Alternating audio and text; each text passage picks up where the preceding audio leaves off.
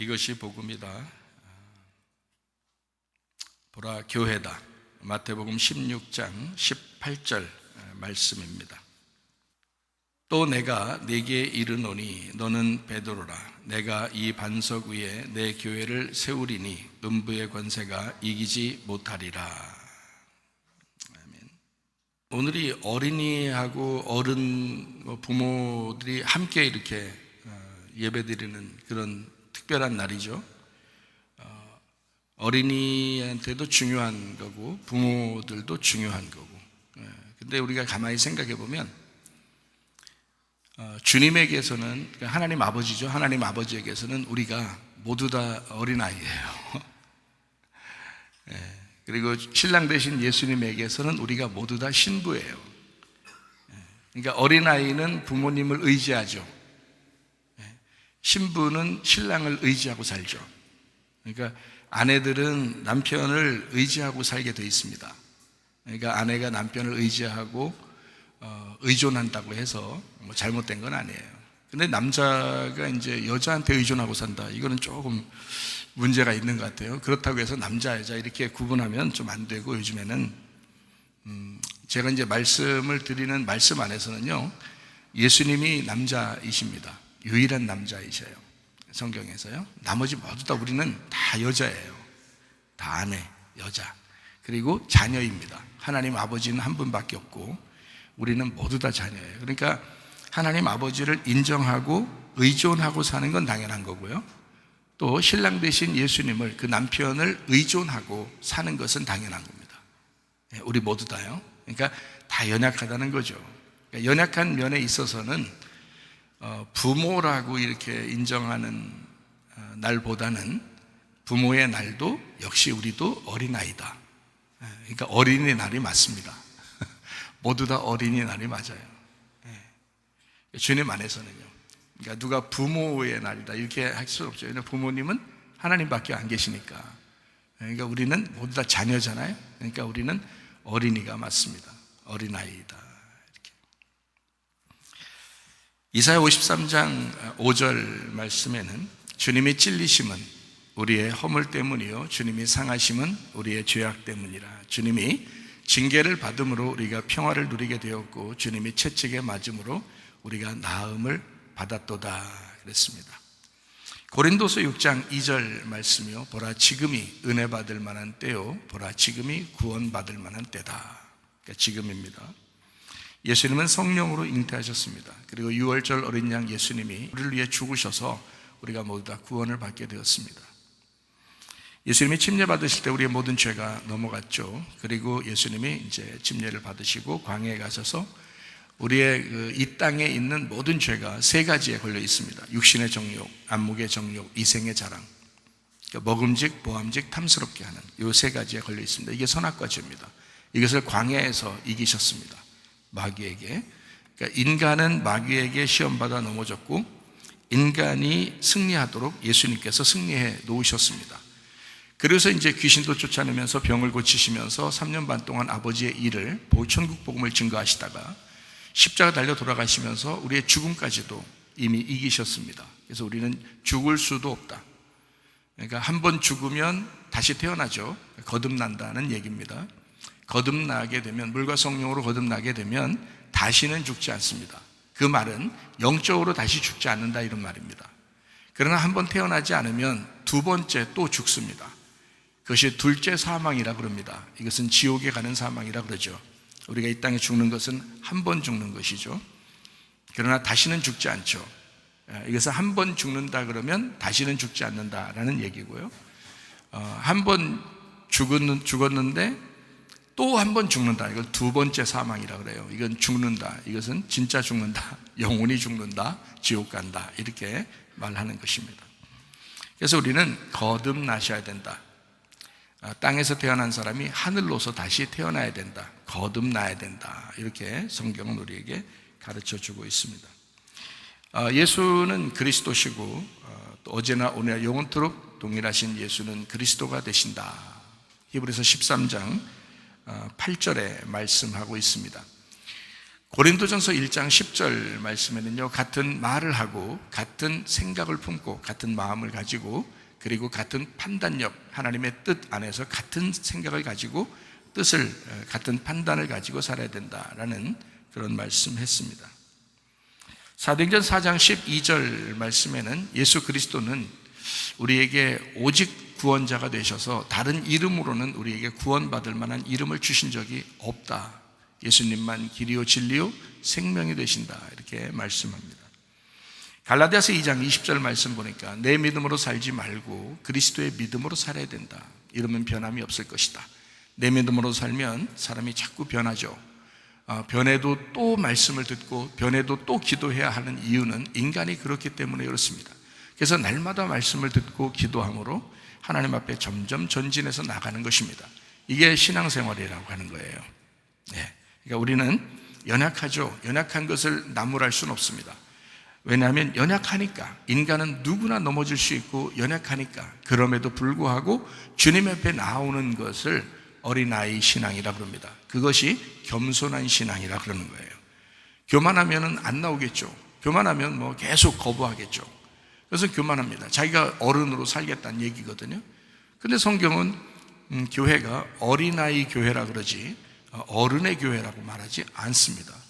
광야에서 40년 동안 이스라엘 백성들이 광야 생활하다가 가나안 땅에 들어간 것은 광야에서 태어난 어린아이뿐입니다. 어린아이들만 가나안 땅에 들어왔다라고 한 것은 어린아이 신앙을 가진 사람들만 천국에 들어갈 수 있다는 얘기를 상징적으로 우리에게 말씀해 놓고 있는 겁니다. 그러니까 어른의 교회다 이렇게 말하기는 어렵습니다. 우리는 모두 다 어린아이예요. 주님의 자녀이고요, 주님만이 우리의 부모가 되신다, 이렇게 알고 있는 거죠. 그래서 그분을 대변하기 위해서 말씀을 증거하는 이 말씀하는 자를 왜 존중하냐면 그 말씀이 존귀한 받기 때문에 그렇습니다.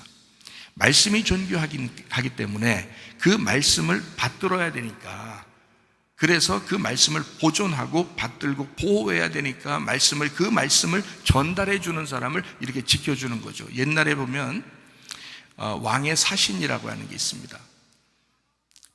왕의 편지를 들고 전달하는 자거든요. 그런데 어떤 몰상식한 사람은 왕의 사신을 죽여버리는 사람도 있습니다. 그러면 왕을 죽인 거나 마찬가지거든요. 그래서 그 왕이 그렇게 사신을 무시한 사람을 가만 놔두지 않습니다. 그렇죠? 왜냐하면 사신은 왕은 아니에요. 왕의 편지를 가지고 있는 겁니다. 그걸 전달해야 되는데 왕의 사신을 죽여버리면 왕이 가만히 있질 않죠. 왕의 편지를 무시한 거거든요. 그래서 그런 거예요. 그러니까 뭐 목사가 완벽해서 여러분이 목사를 존중하는 게 아니라 저도 하나님의 자녀예요. 저도 하나님의 어린 양입니다. 그렇지만 그 말씀을 붙들고 있고 그 말씀을 전달하니까 여러분이 그 말씀 안에서 굴복하고 또 그 말씀을 보존시키고 그 말씀을 보호하고, 그래서 목사도 존중받는 겁니다. 그렇게 별거 아닌데, 저도 별거 아닌데, 똑같은 인간인데 말씀을 붙들고 있는 것 때문에, 그 편지, 하나님의 편지를 붙들고 있기 때문에 그 사신을 여러분이 존중해 주는 거예요. 그렇게 살아가고 있습니다. 요한일서 4장 8절, 하나님은 사랑이라 그랬습니다. 요한일서 4장 16절 말씀이니까 사랑하는 사람은 하나님 안에 거한다, 사랑하지 않는 사람은 하나님 안에 거하지 않는다, 이렇게 말씀하고 있습니다. 시편 119편 71절 말씀에 고난받는 것이 우리에게 유익이라. 그러니까 때로는 고난받는 게 우리한테 참 힘들고 어렵지만 그 고난이라고 하는, 가정마다 고난이 있는 것은 그 고난 때문에 하나님 말씀을 깨닫게 될 것입니다. 사람이 더 겸손해질 것입니다. 내가 힘들구나, 약하구나, 내가 아무것도 할 수 있는 게 없구나, 이러면서 하나님 말씀에 더 귀를 기울이게 되고, 자기 연약하니까 자꾸 낮아지게 되고, 그래서 그 말씀을 더 높이 보고 또 기도하게 되고 하나님을 더 위대하게 보고, 역시 나는 어렵구나, 이런 걸 깨닫게 되죠. 베드로전서 1장 9절 말씀에 보면 믿음의 결국 곧 영혼의 구원을 받는 것이다 했습니다. 우리가 믿음을 갖는 것은 영혼의 구원 때문입니다. 여러분 영혼이 구원받지 못하면 이건 믿음이 없는 거랑 마찬가지예요. 믿음이 있다고 하는 것은 반드시 영혼의 구원을 받아야 된다. 이 영혼의 구원이라고 하는 것은 뭐냐면 나의 삶의 구원입니다. 나의 구원을 얘기하는 겁니다. 천국에 올라가는 것도 영혼이 올라갑니다. 지옥에 가는 것도 영혼이 가는 겁니다. 바로 자기 자신을 얘기하는 거예요. 그러니까 믿음을 갖는다는 것은 영혼, 나 자신을 구원하는 겁니다. 믿음을 갖는다는 것. 그러니까 여러분이 믿음을 가졌잖아요. 그래서 교회를 왔잖아요. 그러면 영혼이 구원받기 위하여 끊임없이 그 말씀과 기도로 하나 되는 것입니다. 왜냐하면 내 영혼을 사랑하니까, 내 영혼이 구원받아야 되니까, 나의 삶이 구원받아야 되니까, 나 자신이 구원받아야 되니까, 이런 말이에요. 그게 영혼의 구원입니다. 그러니까 믿음을 갖는다고 하는 것은 한번 옛날에 나 믿음 가졌었어, 그건 소용없다고 그랬잖아요. 애굽에서 나 탈출했어, 광야에 왔어. 근데 나는 다시 애굽을 그리워할 거야. 나는 광야에서 멸망받을 거야. 그게 무슨 애굽에서 탈출한 사람입니까? 애굽에서 탈출했으면 광야를 거치고 가나안 땅까지 들어가야 되는 거예요. 모든 내 영혼을 거기 끝에 완성할 때까지, 결론에 이를 때까지 그 믿음을 놓지 말아야 되는 것입니다. 그런 사람이 있었어요. 여호수아와 갈렙. 그러나 나머지는 모두 다 그런 끝까지의 믿음을 간직하지 못했습니다. 중간에 다 멸망받았어요. 여러분, 우리 교회 나온 사람들은요, 믿음의 결론, 믿음의 결국, 믿음을 가졌으니 완성해라는 거예요. 어디까지? 영혼의 구원받을 때까지, 가나안 땅 들어가 땅을 차지할 때까지 계속해라는 거예요. 그걸 믿음이라고 그러는 것입니다.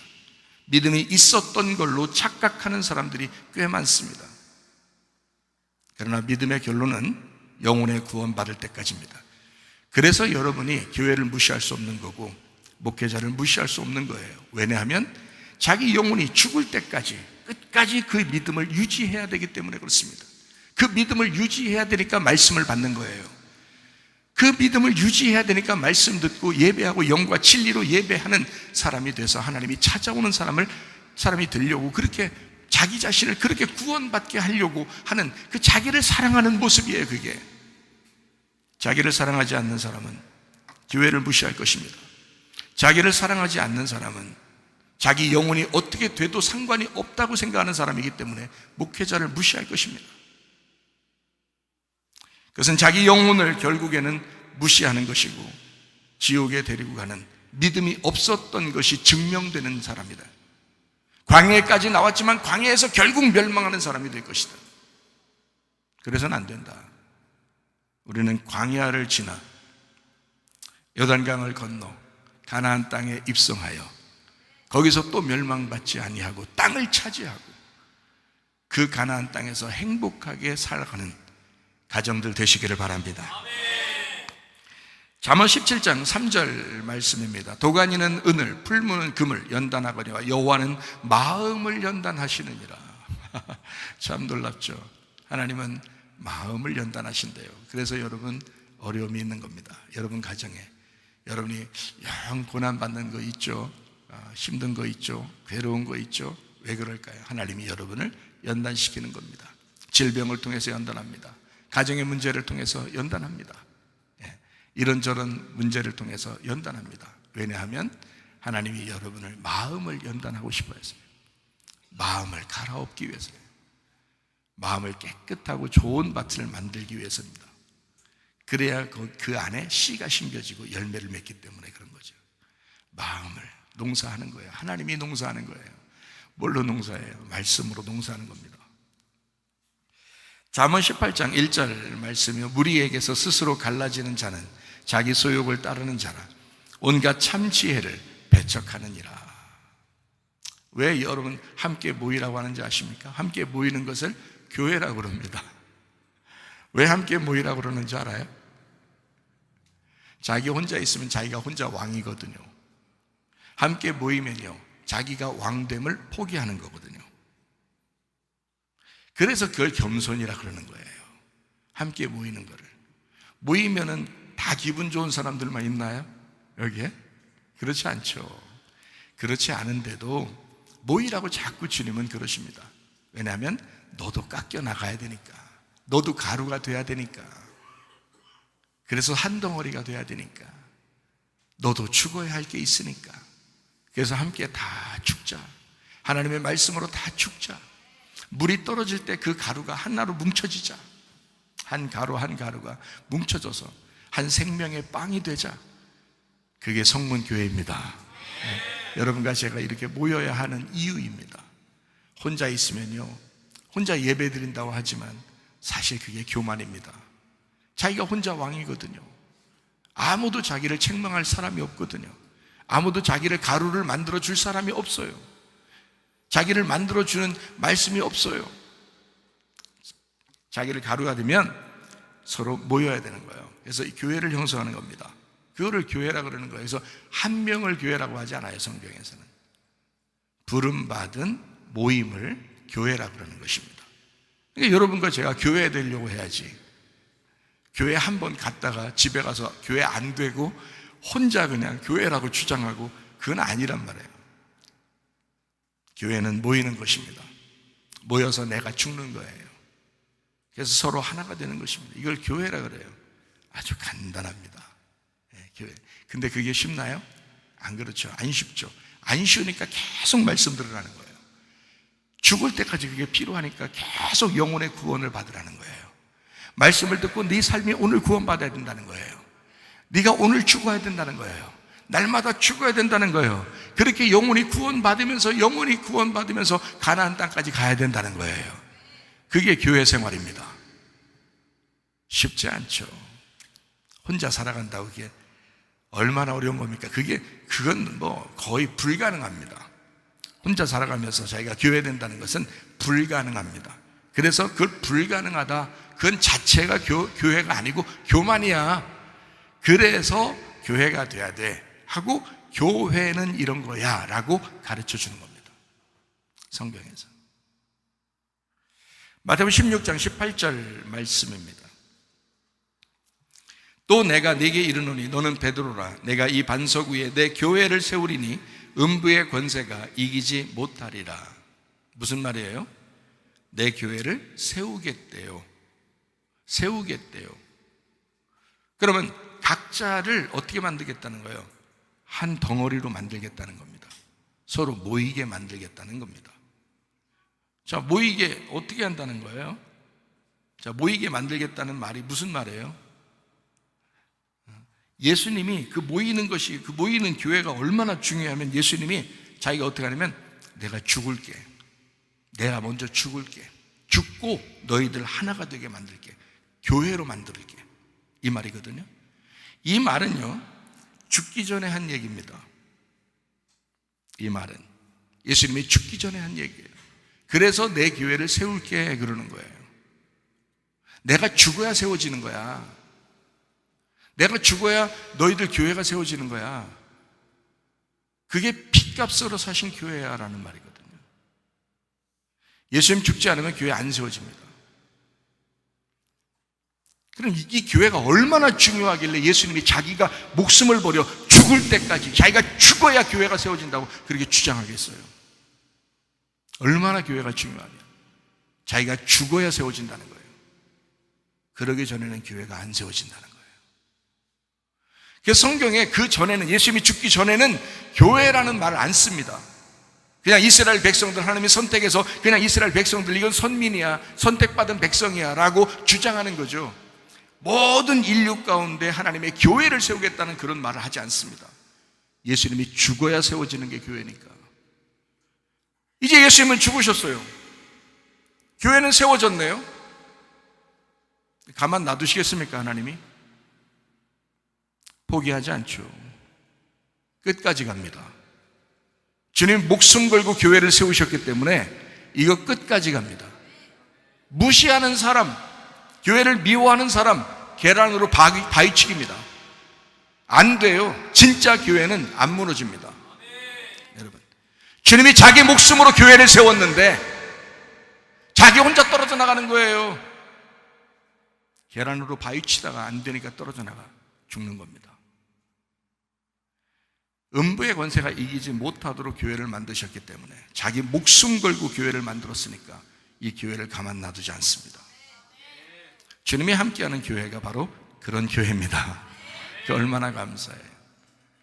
제가 교회에 대해서 설명을 좀 자세하게 다시 설명을 해드릴게요. 하나님의 인류 창조 목적이 바로 교회였습니다. 마태복음 18장 3절 말씀에 보면 어린 아이들과 같이 되지 않으면 천국에 갈 수 없다 이렇게 말합니다.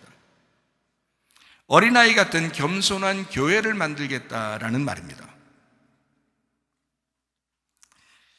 창세기 2장 5절하고 7절을 보면 이런 말씀이 있습니다.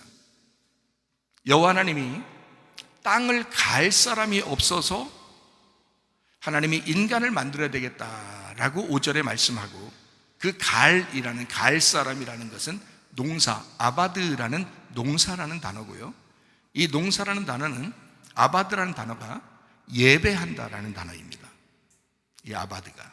그러니까 농사한다, 예배한다. 여러분 예배하면서 어떻게 해요? 여러분 마음을 농사하고 있는 겁니다. 말씀이. 이게 예배예요. 이럴 사람이, 그 마음을 농사할 사람이 없어서, 그래서 에덴 동산을 지키고 농사할 사람이 없어서 안 되겠다 해서 하나님이 인간을 만드는 겁니다. 그게 교회라는 예배를 만들기 위해서. 창세기 2장 7절 말씀, 여호와 하나님이 땅에 흙으로 사람을 지으시고 그 생기를 그 코에 불어넣으시니 사람이 생명이 된지라. 그래서 사람 만드는 겁니다. 그럼 뭐예요? 예배 때문에, 교회 예배 때문에, 교회 때문에 이걸 만드신 거예요, 인간을. 에덴의 동산을 창설하셨습니다. 하와를 만들어서 가족을 이루게 하시고, 에덴 동산에서 예배하는 하나님의 교회를 만들려고 인간을 창조하신 겁니다. 사람들이 인간 창조의 목적을 잘 분간하지 못하고 살아가는 사람들, 마치 짐승과 같이 살아가는 사람들이 얼마나 많은가. 에덴 동산에는 짐승과 사람이 같이 살았거든요. 에덴에는요. 그래서 그 에덴 동산에 뱀도 나오는 겁니다. 사탄. 같이 살아가요. 여러분이 진짜 하나님 앞에 예배드리는 사람이 될 거냐, 아니면 뱀의 꼬임을 받아 짐승처럼 살 거냐, 여러분이 선택하는 것입니다. 선악과를 먹을 때 아담과 하와에게 하나님께서 먹지 말라고 했지만 먹은 건 자기 자신이란 말이에요. 하나님이 막질 않아요. 선택하는 것은 자기 자신이라고요. 여러분이 이 교회에 나오는 것도, 이 교회에 나오지 않는 것도 여러분의 선택입니다. 여러분이 선택하셔서 이 교회에 와서 예배 드리는 것입니다. 잘하셨습니다. 잘하셨어요. 여러분 선택 잘하신 겁니다. 인간이 선악과의 범죄로 실패하자 아들 예수님이 이 땅에 오셔서 선악과의 문제를 광야에서 해결합니다. 그리고 사망의 문제를 십자가에서 해결합니다. 그리고 드디어 하나님이 창세전부터 그토록 꿈꿔왔던, 그게 에베소 1장입니다. 그토록 꿈꿔왔던, 그렇게 갈망하시던 교회를 건축하셨습니다. 마음의 교회, 서로 하나 되는 모임의 교회를 예수님이 죽으시면서 만든 겁니다. 마태복음 16장 18절은 바로 이 말을 우리에게 전달해 주는 것입니다. 상당히 중요한 말이죠. 하나님이 스스로 교회를 만드셨다. 여러분이 만든 게 아닙니다. 하나님이 스스로 교회를 만드셨다. 요한복음 19장 30절 말씀 보니까 다 이루었다 하시고 머리를 숙이니 영혼이 떠나가시다. 왜? 예수님께서 죽으시고 다 이루었다, 다 이루었다 하시고 죽으셨다. 그리고 교회가 세워진다. 창조도 하나님 스스로 만드셨습니다. 누구에게 물어보고 만든 게 아닙니다. 인간을 만드신 것도 하나님 스스로 만드셨습니다. 인간에게 물어본 것이 아닙니다. 다른 동물들에게 물어본 것이 아닙니다. 그냥 스스로 만드셨습니다. 교회도 하나님 스스로 건축하셨습니다. 자기의 죽음으로. 이게 얼마나 중요한 것인가. 창조도 얼마나 중요한 것인가. 그보다 더 중요한 것이 교회. 교회가 얼마나 중요한 것인가. 사람들은 이것을 까먹고 살아갑니다. 참 어처구니 없어요. 어리석기 짝이 없습니다. 그러니까 하나님이 스스로 창조하시고 스스로 교회도 주시고 스스로 하나님이 교회를 만드셔서 건축하셔서 이것에 와서 함께 예배드리는 여러분을 하나님이 스스로 치료하시고 스스로 가정의 문제들도 해결해 주시고 스스로 다 하신단 말이에요. 장조도 하나님 스스로, 교회도 하나님 스스로, 질병 치료도 하나님 스스로, 문제 해결도 스스로, 하나님이 스스로 하신다는 거예요. 이것을 우리는 은혜라고 말합니다. 은혜로 구원받고, 은혜로 치료받고, 은혜로 문제 해결받고, 은혜로 교회에 나와서 말씀을 받고, 은혜로 천국에 들어가는 것입니다. 여러분이 노력해서 천국 들어가는 게 아니에요. 은혜로 가는 것입니다. 하나님이 베풀어 주신 하나님의 선물, 우리가 뭔가 노력해서 뭔가 율법적으로 뭔가 우리가 조건적으로 하나님 내가 이만큼 했으니까 이만큼 하나님께서 주시겠지라는 것이 아니라 아무것도 한 것이 없는데 우리를 구원하시고 아무것도 하지 않았는데 믿음만 가졌는데 그렇게 될 줄로 믿었는데 그래서 그 교회 안에서 예배 드리고 있었는데 우리 하나님이 그냥 천국에 데려가는 겁니다. 그렇게 가는 사람들이 얼마나 속으로는 미안하겠어요. 하나님 내가 아무것도 한 게 없는데 하나님 날 천국에 데려가다니요. 정말 미안합니다. 송구스럽습니다. 그런 사람만 천국 갑니다. 근데 그런 사람만, 그게 천국의 길이에요. 주님은 이 땅에 내려오실 때 인류를 구원하기 위해서 오셨습니다. 근데 구원받은 사람들을 성경은 성전이라고 말합니다. 그리고 성도라고 말합니다. 그것이 고린도전서 3장 16절 17절 너희는 너희가 하나님의 성전인 것과 하나님의 성령이 너희 안에 계시는 것을 알지 못하느냐. 누구든지 하나님의 성전을 더럽히면 하나님이 그 사람을 멸하시리라. 하나님의 성전은 거룩하니 너희도 그러하니라. 그래서 술, 담배 안 하는 겁니다. 그래서 음란하지 않는 겁니다. 그래서 거짓하지 않는 겁니다. 그래서 미워하지 않는 겁니다. 교회에 다니는 사람들이 좀 어리숙하게 보여도 그래서 나쁜 짓 안 하려고 하는 것입니다. 이 성전을 더럽히면 안 되니까. 고린도전서 6장 19절 20절 말씀이요. 너희 몸은 너희가 하나님께로부터 받은 바 너희 가운데 계신 성령의 전인 줄을 알지 못하느냐. 너희는 너희 자신의 것이 아니다. 값으로 산 것이 되었으니 그런즉 너희 몸으로 하나님께 영광을 돌려라 그랬습니다. 우리 것이 아니라는 거죠. 주님께서 사셨다는 겁니다. 주님은 이 땅의 모든 사람을 받아들이셨습니다.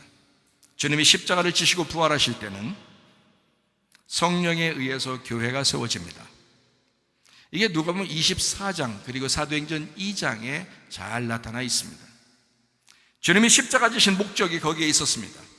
오순절 성령 충만 받은 3,000명이 회개하고 구원받는 것, 그리고 교회가 세워지는 겁니다. 그게 목적이었기 때문에. 예수님 죽으시고 성령이 오신 목적이 뭐예요? 교회 세우려고요. 그게 하나님의 목적이었으니까. 교회 때문에 이 세상을 만든 거였으니까. 그만큼 교회가 중요한 것입니다. 교회는 사람의 것이 아닙니다. 하나님의 집이라고 그러는 것입니다. 교회는 하나님의 것입니다. 내가 내 교회를 세우겠다, 그렇게 선포하신 말씀, 마태복음 16장 18절에 있는 말씀, 내가 내 교회를 세우겠다. 십자가 지시기 전에 주님의 제자들에게 말씀하는 겁니다. 그리고 에베소 1장, 에베소서 3장에 말씀하는 것은 교회를 세우시는 목적이 창세 전부터 가지신 하나님의 꿈이었다고 말씀합니다. 그는 창조 전부터, 이 세상을 만들기 전부터 자기 마음속에 갈망하던 하나님의 꿈이었다고 말합니다. 그게 교회였다고 말하는 것입니다. 얼마나 중요합니까? 에덴을 창조하시고 농사꾼 아담을 빚어 만드시고, 그게 창세기 2장 7절의 말씀입니다. 다시 에덴 동산을 창설하시고, 그리고 거기서 농사하라고, 갈 사람이 없어서 인간을 만들어야 되겠다, 아담을 만들어야 되겠다 해서 만들었는데, 창세기 2장 5절에 그게 갈 사람, 그 아바드, 예배 드릴 사람이 필요했다. 에덴이라는 땅, 우리의 마음을 만드시고 에덴 동산 울타리를 치게 해서 그 안에 마음을 갈아엎어 농사 짓게 만드시는 하나님, 그게 에덴 동산의 목적입니다. 길가밭을 갈아엎게 하시고, 돌짝밭을 갈아엎게 하시고, 가시밭을 갈아엎게 하십니다. 여러분 교회 나오면요, 여기 교회라는 울타리를 딱 치고 여러분 안에 딱 들어오게 해서 여러분 어떻게 해요? 농사 짓니다. 여러분 마음을 농사 짓는 거예요. 어떻게? 말씀을 줘서요. 계속 여러분 마음을 갈아엎지 않습니까? 근데 갈아엎어지지 않으면 계속 길가밭으로, 갈아엎어지지 않으면 계속 돌짝밭으로, 갈아엎어지지 않으면 계속 가시밭으로 살아간단 말이에요. 자기를 우쭐하고 자기 좀 알아달라고 그러고 교만하고. 주님은 그런 사람을 교회라고 하지 않기 때문에 계속 갈아엎어야 된다. 너 갈아엎어야 된다. 네 마음을 예배해야 된다. 너 예배하러 왔잖아. 제발 예배해라. 제발 네 마음을 농사져라 그런다고요. 안타깝다고요. 저는 그래서 교회에 교만한 사람을 별로 인정하지는 않습니다. 좀 안타깝게 생각하죠. 좀 불쌍하기도 하고. 어느 날 깨닫긴 하겠는데 마지막 날 깨달으면 심판받을 텐데, 그 전에 말씀 듣고 깨달아야 될 텐데 라고 안타까워해요. 진짜 제 마음속에. 갈아엎게 하시는 것은 씨를 뿌리는 목적을 두고 하는 것입니다. 왜 갈아엎겠어요? 여러분의 마음을 왜 갈아엎으려고 해요? 씨 뿌리려고요. 말씀 듣게 하려고요. 그 말씀에 열매를 맺게 하려고요. 그래서 갈아엎으려고 하는 거거든요. 근데 벌써 갈아엎어지질 않는데 어떻게 씨를 심어요? 심어봐야 다 말씀. 교회 뭐 10년 다녀도 20년 다녀도 갈아엎어지지 않은 사람은 말씀이 열매가 안 맺잖아요. 안 맺어지잖아요. 계속 말씀이 죽잖아요. 여러분 속에서. 교회는 다니고 있는데 말씀이 계속 죽는다고요. 그냥 길가밭에서 돌짝밭에서 가시밭에서 그냥 죽어버린다고요. 말씀이. 그러면 안 됩니다. 갈아엎어진 마음의 밭에 주님은 복음의 씨앗을 뿌리는 것입니다. 씨가 자라나면 자라날수록 열매가 맺어야 할 것입니다. 성령의 열매입니다. 성령의 열매. 말씀이라는 성령의 씨앗을 심었으니까 그 말씀이 올바르다면 그 말씀이라는 성령의 열매가 자라나야 그게 당연한 것입니다. 갈라디아서 5장 22절 23절 말씀 성령의 열매가 나오죠. 오직 성령의 열매는 사랑과 희락과 화평과 오래 참음과 자비와 양선과 충성과 온유와 절제니 이 같은 것을 금지할 법이 없느니라. 음부의 권세가 이기지 못할 것이다. 금지할 법이 없다. 하나님이 책임지니까. 그 사람은, 성령이 들어온 사람은, 그 말씀이 갈아엎어진 사람은 성령의 열매가 맺히도록 하나님이 계속적으로 간섭하실 것이다, 이 말입니다. 음부의 권세가 이기지 못합니다. 근데 왜 음부의 권세가 자꾸 이기는지 알아요? 제가 이렇게 웃는 게 아니죠. 왜 음부의 권세가 자꾸 이기는 줄 알아요?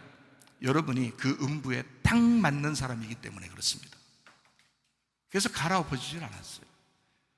그러니까 자꾸 음부가 여러분을 이기는 것입니다. 음부의 권세가 이기지 못하도록 하셔야 합니다. 제가 이 말씀을 잘 여러분에게 설명해 드리도록 하겠습니다. 그걸 돕는 기관이 교회 예배당입니다. 예배당이 크다, 작다, 아름다, 화려하다, 뭐 초라하다 이런 건 아무 상관이 없어요. 여러분 자신들, 그리고 그 말씀이 중요한 것입니다. 가정이라는 집이요, 한 아이가 자라는 것을 돕습니다. 마찬가지로 교회 예배당도 한 성도가 자라나는 것을 돕는 것입니다. 그래서 교회가 아주 상당히 여러분이 좀 조심스럽고 존중하고 그러는 이유가 자기 생명을 살리는 것이기 때문에 그렇습니다. 여러분 가정이 왜 중요하냐면 한 아이가 보호받고 보존되는 아주 중요한 장소이기 때문에 그렇습니다. 여러분 생명, 영혼이라는 생명이 여러분 보호받고 살아나기 위해서는 교회라는 예배당이 철저하게 필요합니다. 그래서 이 장소를 여러분이 존중하는 거죠. 자신을 살리는 거니까. 교회 공동체에 들어오는 것은 교만하면 들어오기 어렵습니다. 교만한 사람도 겸손하게 만드는 곳이 바로 교회입니다. 무슨 말인지 아시겠어요? 교만한 사람은 공동체가 되기 어렵습니다, 여러분. 여기 있다가도 다른 사람을 다 밀어내고 미워하고 막 이럽니다. 교회는 가루가 된 사람들의 모임입니다. 가루가 된 사람들. 막 이렇게 절구에 놓고 이렇게 찢죠, 이렇게. 이게 말씀이에요. 말씀으로 계속 내 마음을 찢는 겁니다. 가루를 만들어 버리는 거예요. 교회는 교만한 사람은 하나가 되기가 참 어렵죠. 제가 또 설명을 합니다. 주님은 그럼 어떻게 해요? 교만한 사람도 주님은 사랑하지 않을까라고 생각하는 사람이 있는데 그렇지 않습니다. 자, 잘 생각해 봐요. 주님도요, 바리새인들하고 사두개인들, 서기관들, 제사장들, 그때 장로들, 제 기득권을 가지고 있었던 아주 교만한 사람들이 있었습니다. 그죠? 그 사람들은 어떻게 했어요? 예수님이 그 사람들 막 만나가지고 대화하고 얘기하고 그러던가요? 안 해요. 상대 안 합니다. 그런 사람들하고 얘기 안 합니다. 잘 들으세요, 여러분. 여러분이 교회까지 나왔다면 여러분 겸손한 거거든요. 말씀 들으려고 나온 거거든요. 교만하면 나오지도 않겠죠. 겸손하니까 나온 거거든요. 그러니까 겸손이라는 걸 배우시라고요. 교만이라고 하는 것은 하나님께서 그 사람을 상대하지 않는다고요. 교회까지 나왔지만 교만하면 하나님이 상대할 수가 없다고요. 교만한 사람을 깨뜨려 버리고 그리고 겸손하게 만들어서 하나님이 상대하시는 거라고요. 잘 아시라고요. 그래서 바리새인들이 자기가 구원받기를 원하는 사람들은 다른 사람들 안 볼 때 저녁에 예수님 찾아옵니다. 겸손하니까 그래도. 그래서 찾아와요. 그럼 예수님이 사랑한다, 치료해 줄게, 어떻게 해줄까? 이러지 않습니다. 막 지적합니다. 대낮에는 바리새인들하고 딱 가다가 부딪히면 그냥 막 욕을 해댑니다. 참 놀랍죠? 왜 그런지 아셔야 합니다. 사랑하기 때문에 그렇습니다. 교회 오면, 특별히 우리 교회 오면요, 교만한 사람은 계속 가슴에 방망이질할 것입니다. 책망받을 것입니다. 그러려고 교회 나오시는 거예요, 여러분이. 그게 사는 길이니까. 예수님도 그렇게 해서 바리새인들을 구원하고 싶었으니까. 교만하고 외식적이고 약하고 가난한 사람들을 무시하는 바리새인들을 예수님은 책망하셨습니다. 분명히 아셔야 합니다. 가난한 소경, 바디메오 같은 사람들, 그리고 실로암 목가의 소경, 이런 사람들은요, 예수님이 직접 만져주십니다. 그리고 사랑하십니다. 불쌍히 여긴다는 말이죠. 마음이 찢어진 삭개오, 주님이 사랑하시죠. 누가복음 10장에 나오는 말씀이죠. 요한복음 4장에 나오는 말씀 보면 사마리아 여자가 있습니다. 마음이 찢겨진 사람입니다. 마음이 너덜너덜해지고 아주 찢겨진 거지 같은 사람이에요. 아무도 상대할 수 없었던 그런 여인, 예수님이 상대하십니다. 가슴 아파하던 그 가난한 여인, 홀로 된 그 여인을 교만하지 아니하고 교만할 수도 없었던 거지 같은 그런 가난한 여자, 주님이 사랑하십니다. 여러분 잘 아셔야 합니다. 주님이 가진 하늘의 마음은 전형적인 강 대 강, 약 대 약입니다. 무슨 말인지 한문이라 좀 어렵나요? 마태복음 23장 같은 데 보면요, 예수님이 막 대적하잖아요. 바리새인들하고. 강한 사람에게는 아주 강하게 대적합니다. 근데 보통 사람들은요, 인간은 강한 사람 앞에는 굉장히 주눅 들어 있죠. 약한 사람한테는 괜히 막 의시되고 막 그 사람을 누르고 싶고 막 이러죠. 근데 예수님 그러지 않았습니다. 강한 사람에게는 오히려 강하게 대적했습니다. 마태복음 18장 3절 4절 말씀에 보니까요, 이르시되 진실로 너희에게 이르노니 너희가 돌이켜 어린아이들과 같이 되지 아니하면 결단코 천국에 들어가지 못하리라. 그러므로 누구든지 이 어린아이와 같이 자기를 낮추는 사람이 천국에서 큰 자니라. 주님은 약한 사람에게는 더욱 부드럽게 상대하시는 주님이셨습니다. 베드로전서 5장 5절 말씀을 여러분이 잘 알죠? 젊은 자들아 이와 같이 장로에게 순종하고 다 서로 겸손으로 허리를 동이라. 하나님은 교만한 자를 대적하시되 겸손한 자들에게는 은혜를 주시느니라. 근데 여러분, 사람들은 보통 어때요? 교만한 사람에게는 꼼짝 못합니다. 겸손한 사람에게는 아주 무시하고 그 사람을 윽박지르고 그 사람을 억누르려고 합니다. 이런 개 같은 성격이 어디 있습니까? 주님은 그렇지 않단 말이에요. 주님은 강하고 교만한 사람에게는 대적하시고 가난하고 겸손한 사람에게는 은혜를 주시는 하나님이시란 말이에요. 여러분, 정확하게 하시기 바랍니다. 한마디로 말하면 교만한 자를 대적하시고 겸손한 사람에게 은혜를 베푸시는 전형적인 상남자 스타일. 그게 우리 주님 스타일. 그리고 누구나 회개하면 과거를 묻지 않으시는 하나님. 참 놀랍죠. 결핍이 많은 사람이 계속 과거에 얽매여 삽니다. 생각할수록 화가 난다나? 뭐 이런 사람들도 있죠. 어처구니가 없습니다. 생각해보면 왜 화가 안 나겠어요? 화나죠. 근데 왜 그런 생각을 자꾸 하냐고. 상대방이 그런 분노를 계속 당해도 된다는 얘기인가?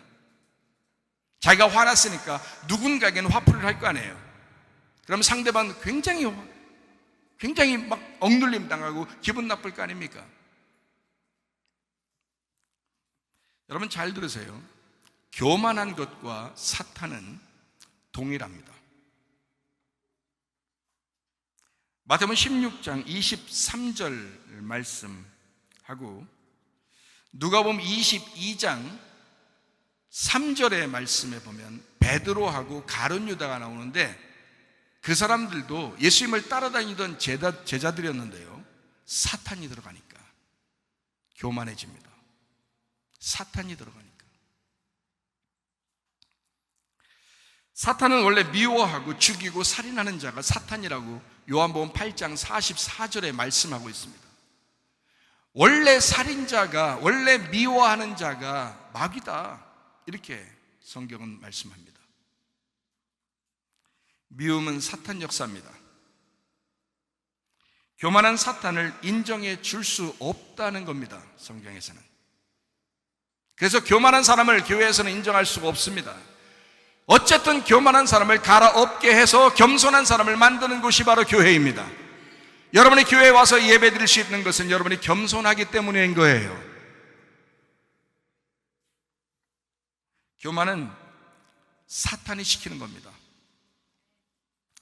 주님은 그런 면에서 과거를 묻지도 않는 남자 중에 남자입니다. 상남자. 우리는 주님의 성품을 따라가는 사람들이고요. 그러니까 여러분과 저도 이 주님의 성품을 우리가 따라가는 사람들이 돼야 되니까 과거를 묻지 말아야 되는 거예요. 아내의 과거를 묻지 말고, 남편의 과거를 묻지 말고, 부모와 자녀의 과거를 묻지 말고, 친구의 과거를 묻지 말고 한 방에 끝내라, 이 말입니다. 직접 얘기해서 끝내라, 그 말입니다. 미움은 사탄 역사입니다. 미워하는 것 자체가 살인이에요. 요한일서 3장 15절에 그렇게 말씀하고 있습니다. 미움 자체가 살인이라고, 미워하는 자마다 살인하는 거다, 이렇게 말합니다. 그게 누가 들어가서 그렇게 하는 거예요? 마귀가 들어가니까 그렇게 하는 거예요. 사탄이 들어가니까 그렇게 하는 거예요. 교만한 사탄을 교회도 인정하지 않고 주님도 인정하지 않고 말씀도 인정하지 않습니다. 교만은 사탄이 시키는 거기 때문에 그렇습니다. 강한 사람에게는 강하고, 우리 주님의 성품 닮은 것은요, 강한 사람에게는 강하고 약한 사람에게는 한없이 부드럽고 잘 대해주고 상냥하게 대해주는 그곳이 바로 교회입니다. 잘 아셔야 돼요. 교회니까 바보스럽고 교회니까 어리숙해서 계속 뭐 그냥 교만한 사람들에게도 막 당하는 것이, 그게 바로 교회인 줄 아는데 그 착각입니다. 주님도 안 그러신 걸 왜 교회가 그렇게 하고 있습니까? 겸손하게 만드는 곳이 교회라고요. 교만한 사람 있거들랑 교회로 데리고 나오세요. 말씀 듣고 겸손해지도록. 교만한 사람은 교회에 발붙이기 어렵습니다. 겸손한 사람들의 모임이 곧 교회이기 때문입니다. 자, 바울이 사울이었을 때, 사도행전 9장에 보면 바울이 사울이었을 때 모든 기독교인들은 다 도망갔습니다. 상대하지 않았습니다. 상종하지도 않았습니다. 사울하고. 사울이 왕이었을 때 다윗도 도망갑니다. 상대 못하기 때문입니다. 같이 살아갈 수가 없어요. 사울이 엄청 교만해요. 사울 왕이 엄청 교만했으니까. 똑같이 신약에서도 사울이라고 하는 바울이 원래 사울이었을 때 굉장히 교만합니다.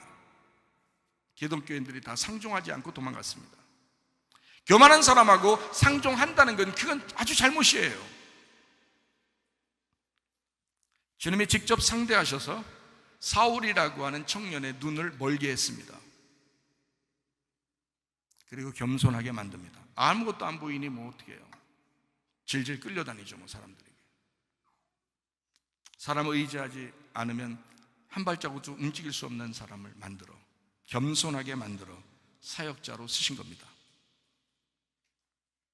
그 이후에 마태복음 18장 3절에 있는 말씀처럼 이 사울이라는 바울을 어린아이같이 겸손하게 만들어서 조심스럽게 하나님께서 이 사역자로 만드신 이 바울을 사람들도 이제 점점 알아보면서 진짜일까? 가짜일까? 이러면서 조금씩 접근해 왔죠. 처음부터 접근하지 않았습니다. 아주 조심스럽게 보았습니다. 왜냐하면 워낙 교만했었으니까. 그리고 기독교인들이 진짜 구원받았구나 바울이, 그래서 그들이 즐거워하고 함께 이제 교제하기 시작했다, 이렇게 성경은 가르쳐주고 있습니다. 하나님은 어느 사람도 누군가의 미친 즐거움을 위해서 희생타가 생겨서는 안 된다고 여기실 것입니다. 주님은 누구나 똑같이 존중받아야 될 사람이고 누구에게나 인격적으로 대우하시지만 교만한 사람은 반드시 책망하십니다. 그게 사랑입니다. 교회는 자기를 죽이고자 하는 그 사마리아 여인 같은 사람들이 모여서 공동체를 이루는 곳이 바로 교회입니다. 교회는 주님의 은혜에 감격하여 구원받은 사람들의 모임입니다. 우리 교회도 마찬가지입니다. 어린이는 순전합니다.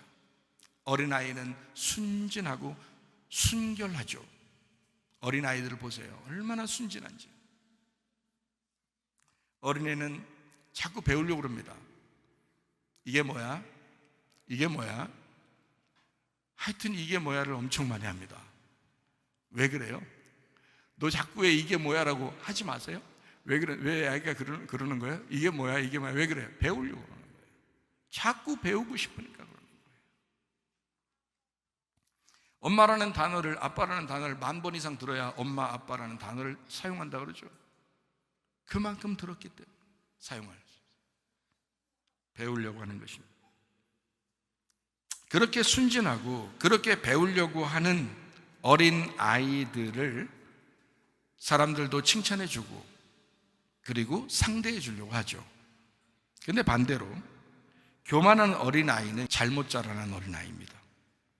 부모의 교육이 없었던 어린아이예요. 잘못 자라난, 교만한 어린애는요, 무식합니다. 잘 몰라요. 어떻게 해야 될지, 어떻게 사람들을 상대해야 될지 잘 몰라요. 못 배운 거예요. 불쌍합니다. 그런 어린애는 다른 사람들이 상대하지 않습니다. 다른 사람들이 교만하니까. 그리고 상대하려고 그러면 혼냅니다. 혼내고 고치면 상대하고 그러죠. 계속 안 고치고 이런 교만한 어린아이가 있으면 어떻게 상대하겠습니까? 가정의 행복과 교회 행복이 언제나 우선입니다. 우리 교회는 그걸 주장합니다. 가정의 행복, 교회 행복. 근데 교만한 사람 잘 생각해봐요. 교만한 사람, 무식한 사람 그 안에 있으면 가정의 행복을 깨뜨릴 것입니다. 그 무식하고 교만한 사람이 있으면 교회 행복을 깨뜨릴 것입니다.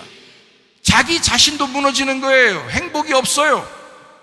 교만하면 행복할 것 같아요?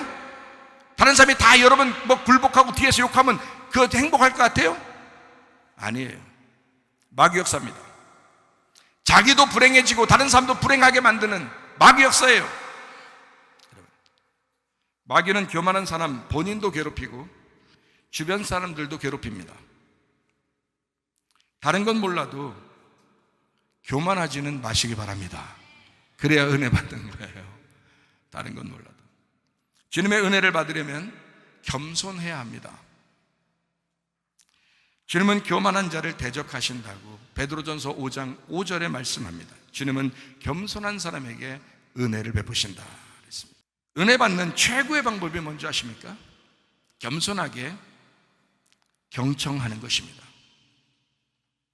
그래서 잠언서에서도 듣기는 속히 하고 말하기는 더디하라 그렇게 말합니다. 잘 들어라. 말씀을 증거할 때, 하나님의 말씀을 증거할 때는 잘 경청해야 합니다. 그게 겸손이에요. 교만을 깨뜨리는 유일한 방법입니다. 근데 교만한 사람은 말씀을 안 들어요. 말씀 들으려고 교회에 나오지도 않습니다. 그게 문제예요. 그러니까 교만한 사람은 계속 더 교만해지고, 교회에 와서 말씀 듣는 사람은, 겸손한 사람은 계속 더 겸손해지는 거예요. 교만한 사람이 생각할 때 겸손한 사람은 아주 무슨 바보 멍청인 줄 알아요. 그렇지 않아요. 겸손한 사람이 은혜를 받아서 주님 안에 더 똑똑한 사람입니다. 로마서 10장 17절 말씀에 보면요, 그러므로 믿음은 들음에서 나며 들음은 그리스도의 말씀으로 말미암았느니라. 하나님의 말씀을 잘 들음으로 믿음이 생깁니다. 요한복음 17장 3절 말씀, 영생은 곧 유일하신 참 하나님과 그가 보내신 자 예수 그리스도를 아는 것이다 그랬습니다. 배워서 경청해서 알아야 합니다. 그게 예배입니다. 창조의 목적이 교회였던 것처럼 주님은 그토록 교회 건축을 갈망하셨습니다. 에베소서 1장과 에베소서 3장을 잘 읽어보셔야 교회가 얼마나 중요한지, 하나님이 마음 잡수셨던 그 교회, 하나님의 그 갈망, 하나님의 그 꿈꾸던 그 교회, 창세기, 창조 전부터 하나님의 마음속에 있었던 교회가 드디어 나타났다. 예수 그리스도를 통해서.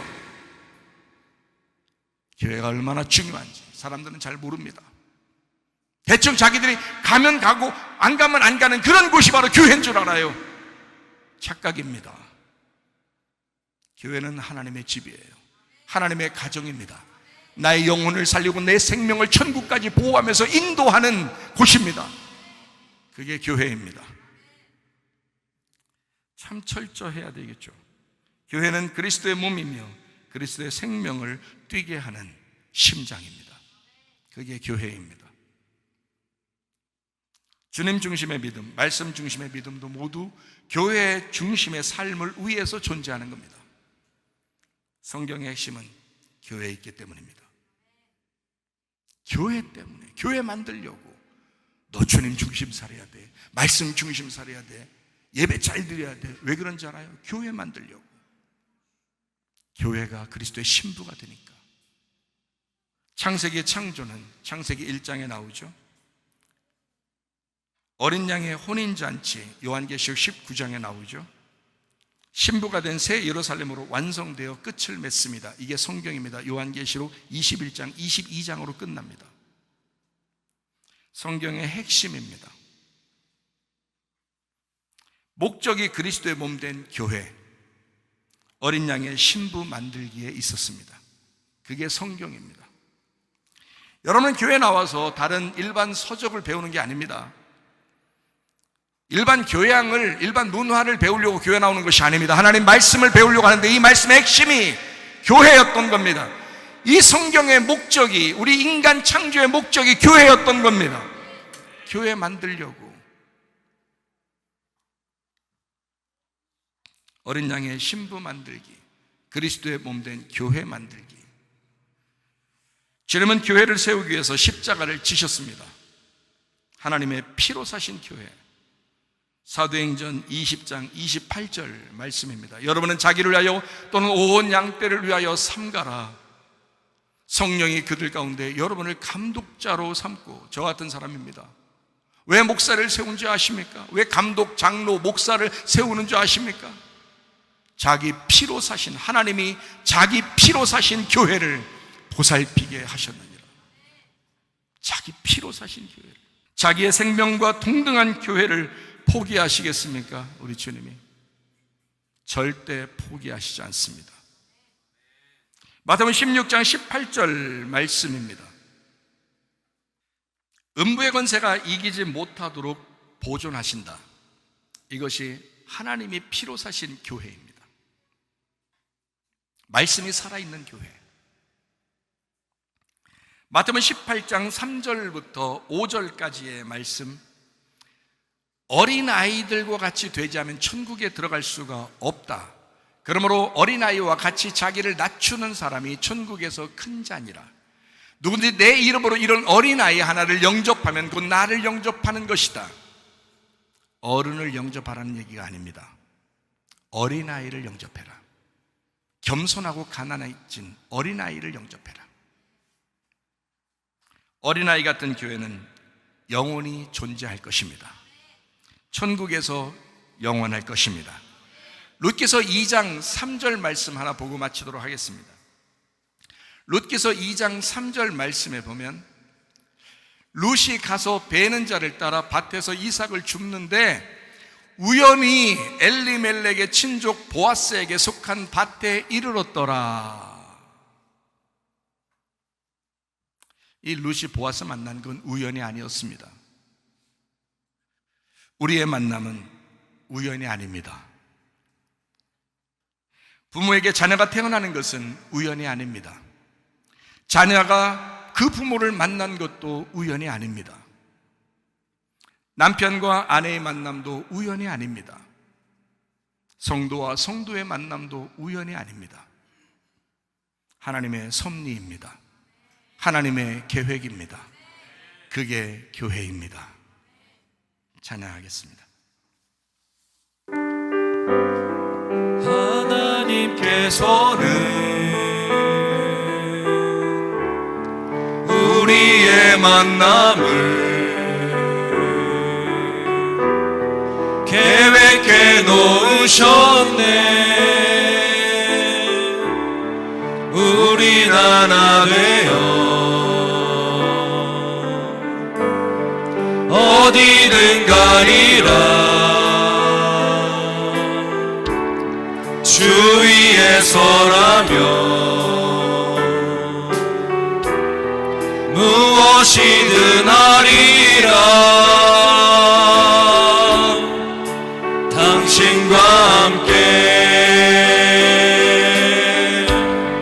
우리는 하나 되어 함께 걷네. 하늘 아버지 사랑 안에서 우리는 기다리며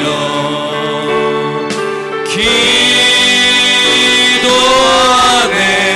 우리의 삶에 사랑 넘치도록.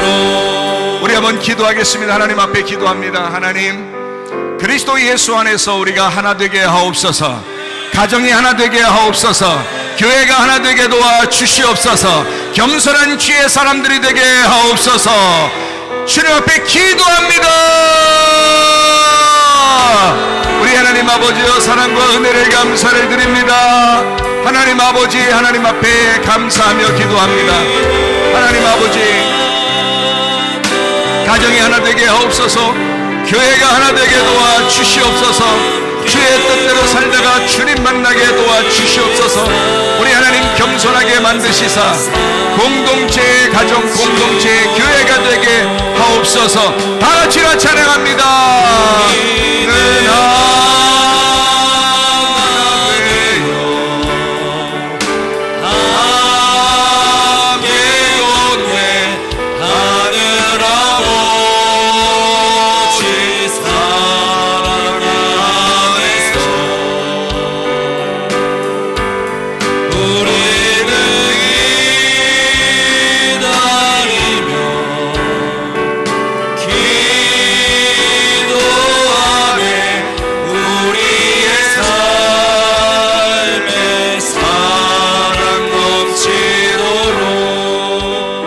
주님께서 너를 복주시고 너를 지키시기를 원하며, 주님께서 그분의 얼굴을 내게로 향하여 드사 내게 은혜 베푸시기를 원하고, 주님께서 그분의 얼굴을 내게로 향하여 드사 내게 평강 주시기를 원하노라. 이제는 우리 주 예수 그리스도의 은혜와 하나님의 사랑과 성령의 교통하심이 교회와 가정에 영원토록 함께할지어다. 아멘. 주님 감사.